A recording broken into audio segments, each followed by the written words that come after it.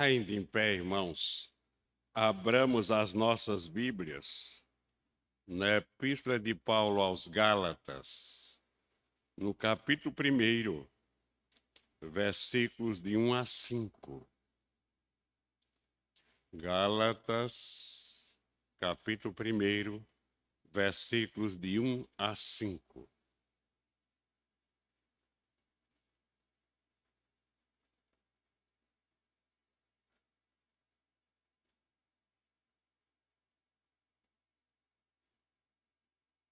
Paulo, apóstolo não da parte de homens, nem por intermédio de homem algum, mas por Jesus Cristo e por Deus Pai, que o ressuscitou dentre os mortos.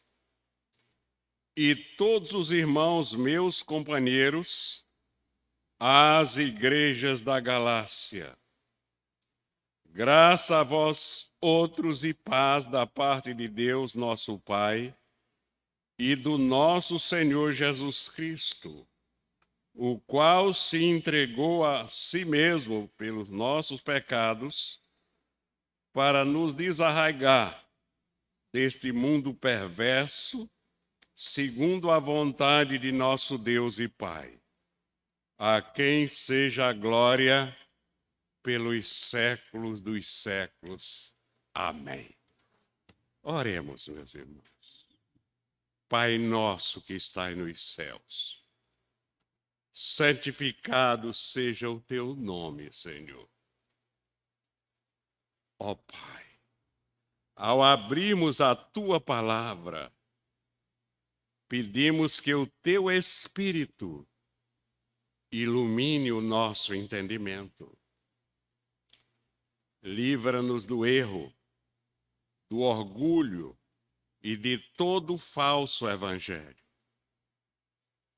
Dá-nos um coração humilde para receber a tua verdade, a tua graça. Que a obra perfeita de Cristo seja exaltada entre nós e que nossas vidas sejam transformadas pela tua vontade, Senhor. Perdoa nossos pecados, fortalece-nos a fé e conduz no caminho da tua verdade. Em nome de Jesus. Amém. Podem sentar.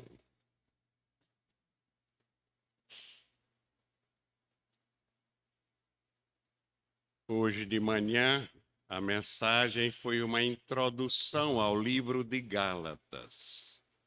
Após as mensagens sobre Efésios, agora, durante os próximos domingos, estaremos expondo Gálatas. Dissemos de manhã que nós estamos vivendo um momento muito parecido com aqueles dos dias das igrejas lá na Galácia. Momento onde muitos falsos profetas estão disseminando o falso evangelho, distorcendo o evangelho de nosso Senhor Jesus Cristo. Então vamos, meus irmãos, ser lembrados por Deus através do apóstolo Paulo,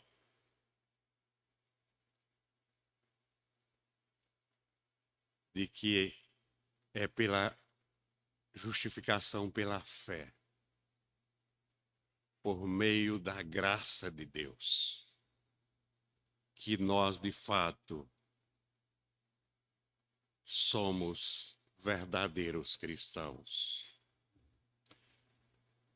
Como eu acho que todos nós que lemos a Bíblia, estamos acostumados a ver o apóstolo Paulo começar suas cartas com saudações afetuosas, com ações de graças, agradecimentos. Mas Paulo inicia Gálatas de maneira diferente.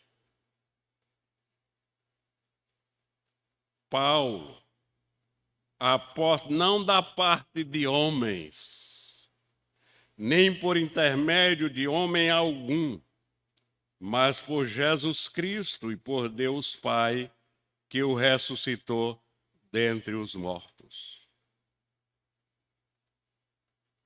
Logo aqui nós estamos vendo o tom urgente do apóstolo Paulo. É como quem estivesse espantado com o que ele estava sabendo que estava acontecendo lá naquelas igrejas da Galácia, na região da Ásia Menor. Ele não faz nenhum elogio àquelas igrejas. Não há agradecimento, ações de graças iniciais. Paulo está alarmado com aquelas igrejas que ele havia plantado na sua primeira viagem missionária, que está lá descrita a viagem está descrita em Atos 13, capítulos 13 e 14. Paulo escreve como um antigo pastor que plantou algumas igrejas e está alarmado, espantado, em ver como o evangelho estava sendo corrompido pelos falsos profetas que estavam contaminando a igreja de nosso Senhor Jesus Cristo. A crise era grave, talvez não tão grave como nos dias de hoje, mas era grave. Falsos mestres já estavam ensinando que a fé em Cristo precisava ser complementada. A fé em Cristo, para a salvação, precisava de complemento. Cristo não era suficiente. Diante disso, o apóstolo Paulo inicia a carta e logo no início ele nos apresenta 3 verdades fundamentais que, como cristãos, nós devemos prestar atenção.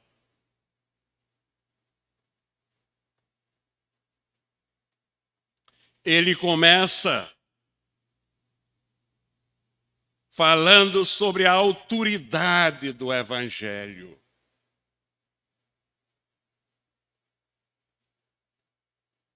E ele começa sublinhando que ele é um apóstolo chamado diretamente por nosso Senhor Jesus Cristo, está trazendo o evangelho que ele recebeu de Cristo, não da parte de homens, nem por intermédio de homem algum, mas por Jesus Cristo e por Deus Pai, que o ressuscitou dentre os mortos. O apóstolo Paulo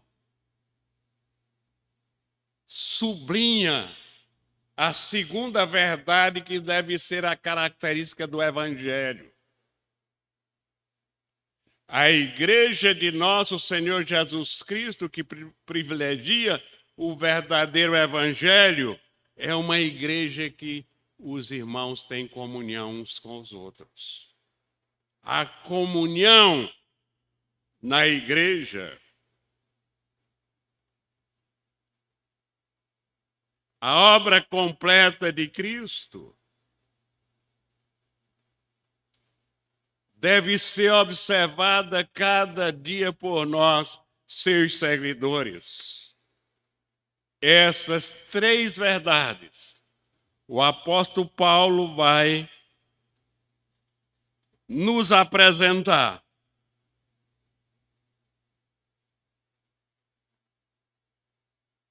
para que através delas, a igreja seja protegida, a igreja de Cristo seja protegida do falso evangelho.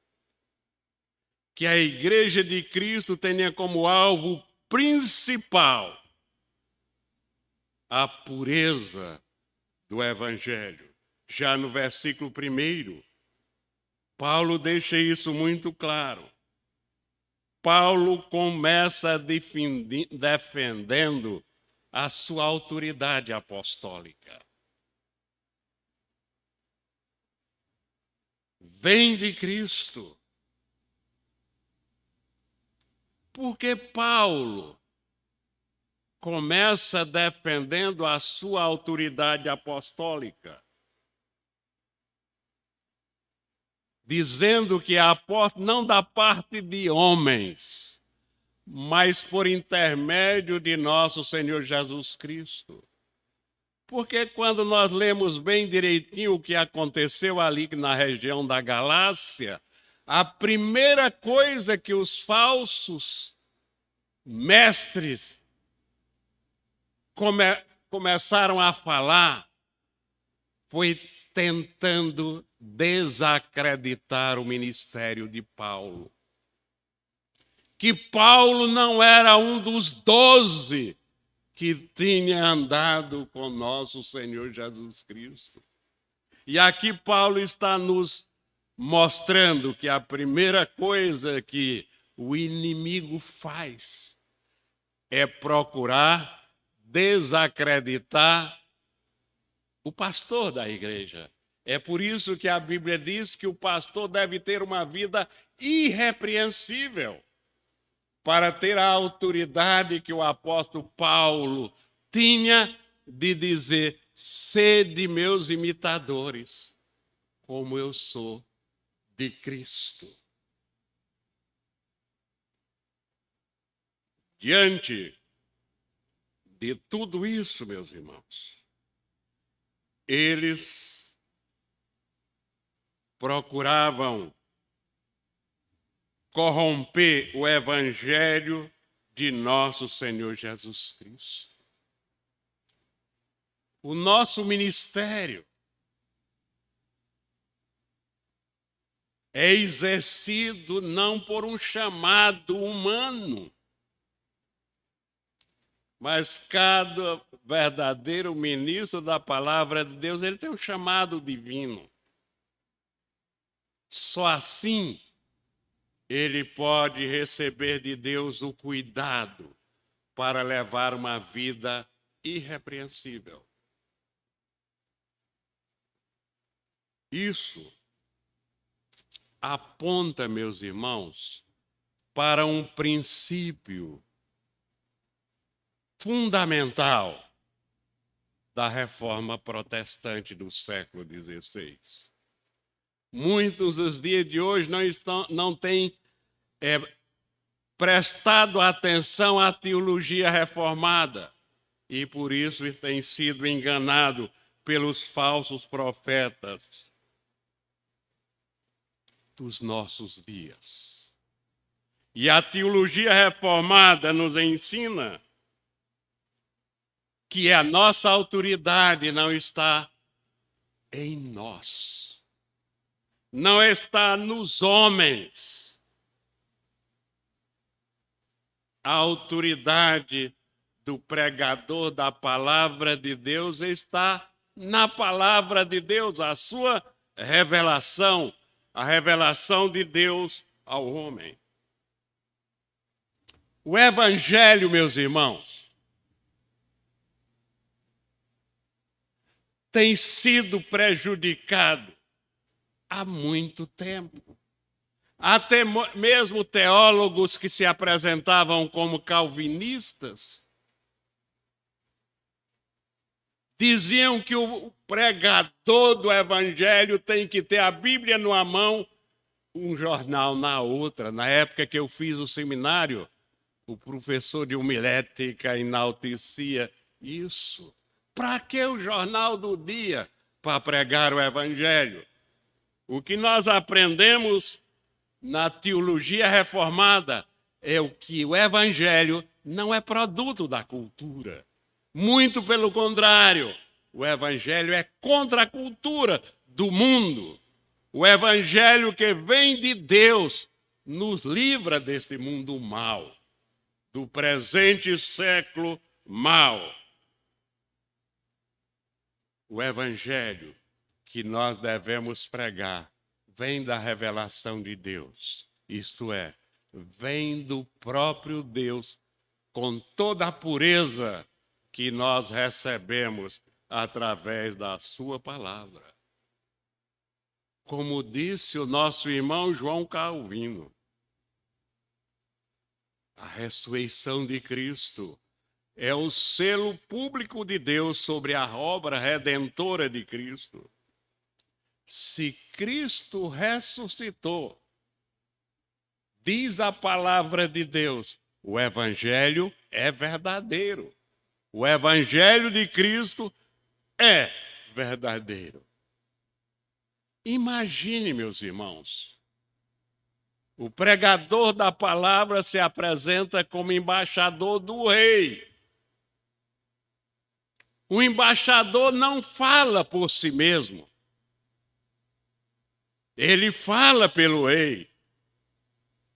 Ele fala com a autoridade que o rei o enviou. É isso que Paulo está falando no início desta carta. Ele fala de uma segunda verdade, que é a comunhão do Evangelho na igreja. Versículo 2. E todos os meus irmãos, meus companheiros, as igrejas da Galácia. Não era Paulo apenas que estava escrevendo, era ele e a igreja que estava escrevendo. Ele menciona que são todos os irmãos que estavam com ele. Isso mostra, meus irmãos, que o Evangelho não é a mensagem individual, não é uma mensagem privativa, é uma mensagem comunitária. Ela pertence à comunidade da fé. Ela pertence à igreja de nosso Senhor Jesus Cristo. Por isso, a igreja de nosso Senhor Jesus Cristo tem a responsabilidade de estar vigiando a pureza do Evangelho. Outro detalhe importante: Paulo não está escrevendo a uma igreja, ele está escrevendo às igrejas da Galácia. Isso mostra que o problema do falso ensino, dos falsos mestres, estava se espalhando rapidamente por toda a região. Hoje de manhã nós aprendemos, meus irmãos,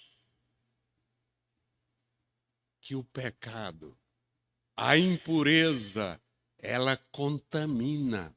É um veneno que contamina rapidamente. Já a santificação é algo que deve ser compartilhado entre os irmãos. Mas Paulo também revela aqui algo muito precioso que nós devemos aprender e prestar atenção. O Evangelho de nosso Senhor Jesus Cristo cria uma família espiritual.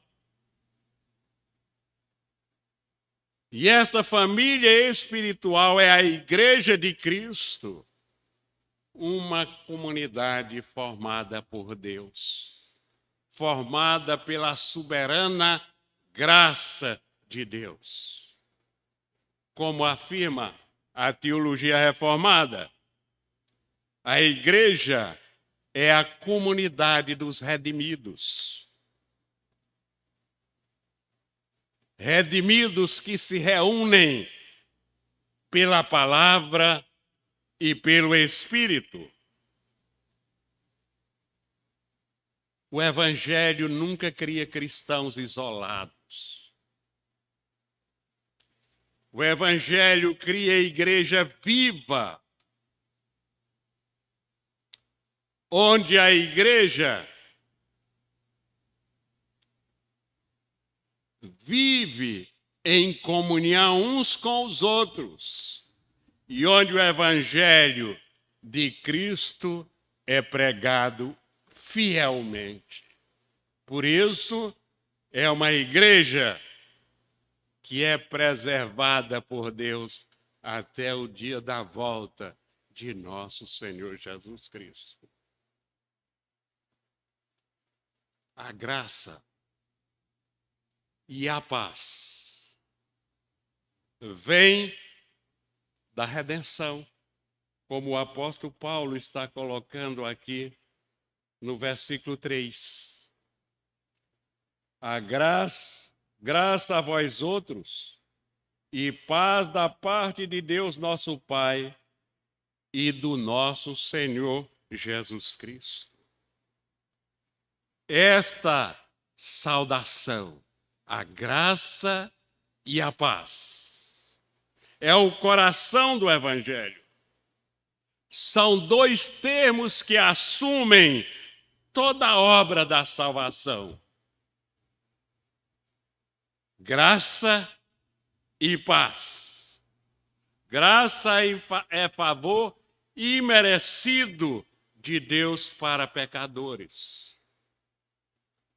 A paz é o resultado dessa graça.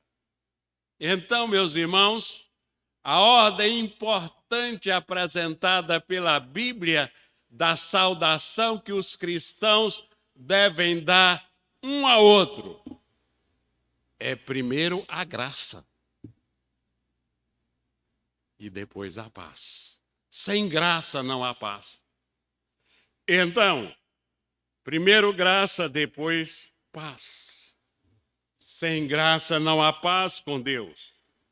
Romanos 5 declara isso claramente. Quando diz justificado, pois, mediante a fé, que é um dom de Deus, é graça de Deus, temos paz com Deus. A paz verdadeira, meus irmãos, não vem da política. Não vem de estabilidade econômica.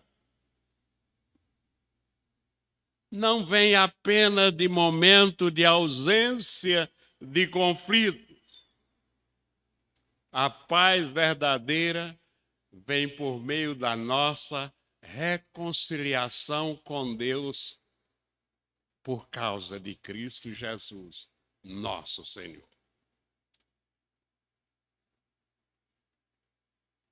No versículo 4, nós vemos a obra redentora de Cristo, o verdadeiro Evangelho. O qual se entregou a si mesmo pelos nossos pecados, para nos desarraigar deste mundo perverso, segundo a vontade de nosso Deus e Pai. Então, meus irmãos, Cristo, a obra de Cristo, a obra redentora de Cristo, aqui nós encontramos a obra mais completa e as declarações mais completas do Evangelho. As declarações mais completas do verdadeiro Evangelho, nós vamos observar nessas 4 verdades. A primeira verdade, a morte de Cristo foi voluntária. Ele se entregou, diz a palavra de Deus. Jesus Cristo não foi vítima das circunstâncias daquela época. Ele se ofereceu voluntariamente, como ele diz em João 10:18. Ninguém tira a minha vida. Eu espontaneamente a dou. Esta é a primeira verdade, que a morte de Cristo foi voluntária. A segunda verdade, que a morte de Cristo foi substitutiva. Quem ele substituiu? Ele substituiu a mim e a você, miseráveis pecadores. Ele morreu para pagar o preço pelos nossos pecados que nós não podíamos pagar. Cristo morreu pelos nossos pecados. Aqui está o coração da redenção. Cristo morreu em nosso lugar. Ele tomou sobre ele uma culpa que não era dele, era minha, era sua. O profeta Isaías, muito tempo antes, séculos antes da vinda de Cristo, já havia profetizado no capítulo 53, versículo 5, dizendo: ele foi traspassado pelas nossas transgressões. Essa é a doutrina reformada da expiação substitutiva, que é central na teologia reformada. A terceira verdade,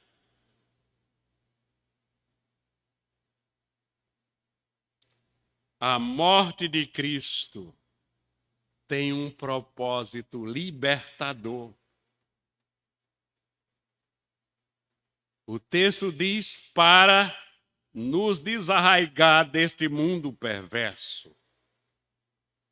Cristo não morreu apenas para nos perdoar. Prestem bem atenção. Ele morreu para nos libertar. Nos libertar da culpa do pecado, nos libertar do poder do pecado e nos libertar da escravidão deste mundo caído.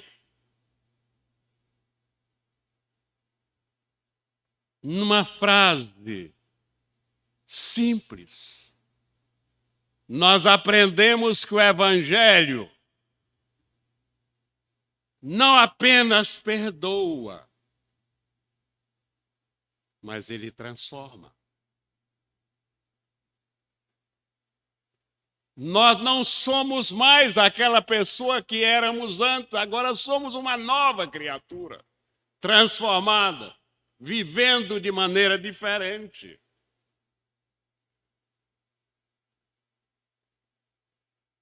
A salvação não procede da nossa vontade. A salvação não é uma decisão nossa, é uma decisão divina. A salvação procede da vontade de Deus. Veja o que diz o versículo 4, como ele encerra: segundo a vontade do nosso Deus e Pai. A salvação não nasce por iniciativa humana. Nasce da vontade soberana de Deus. Como afirma Efésios, no primeiro capítulo, no versículo 5.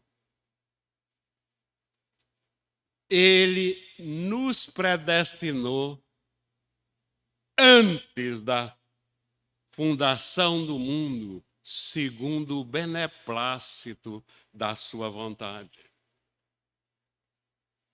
A salvação, meu irmão e minha irmã, é obra de Deus do começo ao fim. É obra da graça soberana de Deus do começo ao fim.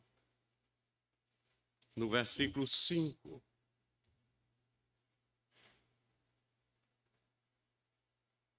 Segundo a vontade de nosso Deus e Pai, versículo 5, a quem seja a glória pelos séculos dos séculos. Amém. O objetivo final da salvação.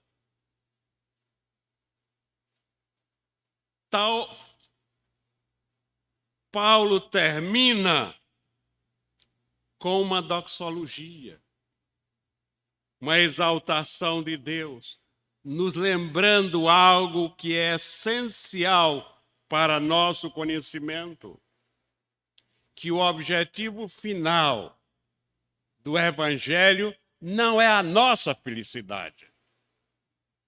E nós aprendemos desde criança, lá na classe do departamento infantil, que o objetivo final é a glória de Deus.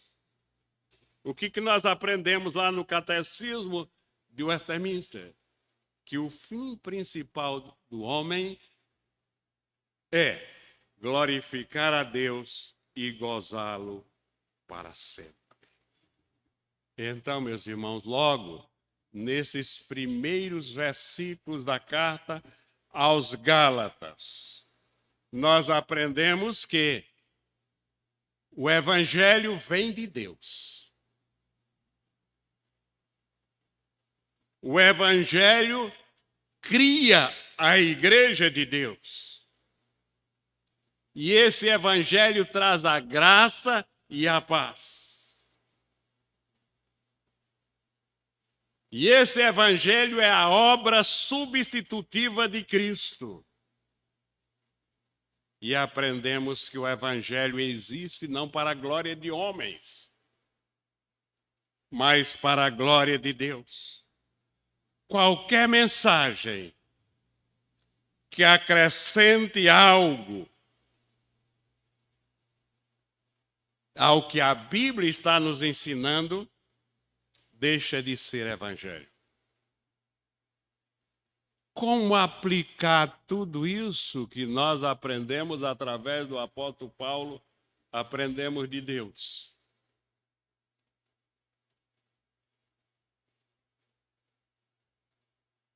Primeiro, confiando somente na obra de Cristo para a nossa salvação. Salvação só em Jesus. Rejeite, meu irmão.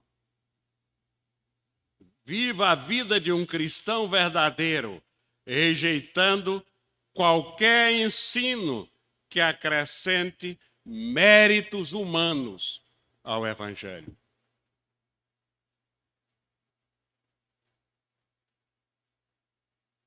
E para isso, vivamos na liberdade que Cristo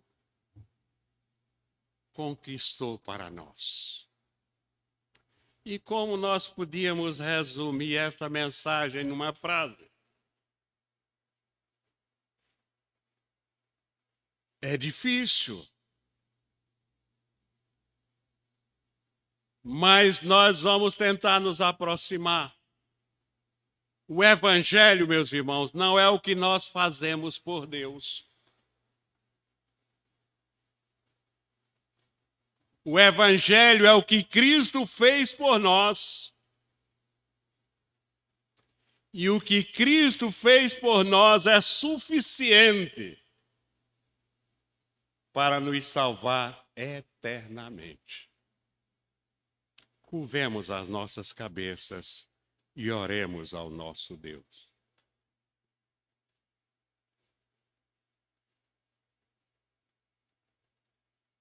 Pai Santo,